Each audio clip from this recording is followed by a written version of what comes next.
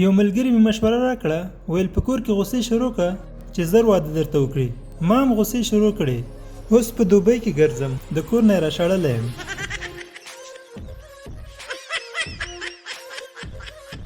نن سبا دومره بیکاره شوی یم، د خپل کور نه د باندې وځم، بیا خپله دروازه وټکوم، بیا دننه راشم او ورته وایم څوک یې؟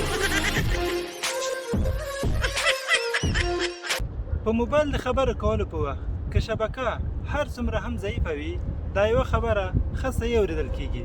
غږ دې نه راځي، غږ درځي، اوس درځي، نه راځي.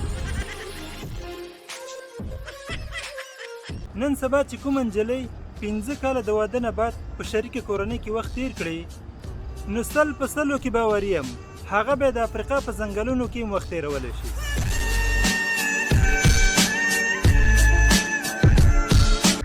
د کوم ماشوم په غوږ کې چې ما ځان کړی و، هغه هم نن واده وکړ او زه دلته ګرځم مجرد.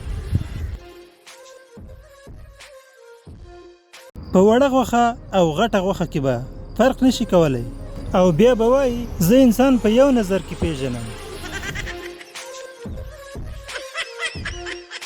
شراب خانه خو څه کوي؟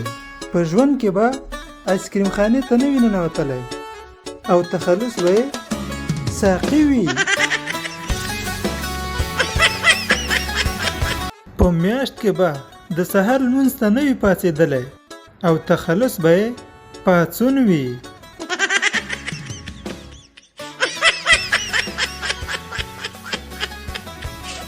د کوژدې نه وروسته د هلک او نجلۍ واده چې څومره ځنډېږي، ګټه یې یوازې مخابراتي شبکو ته رسېږي. نن سبا چې ماشومان پلار ووهي، وروسته یې بیا په چکلیټو باندې راضي کوي. او یو زمونږ ماشومتوب چې یو ځل به یې ووهلو، بیا به یې د چوپ کولو لپاره بیا وهلو.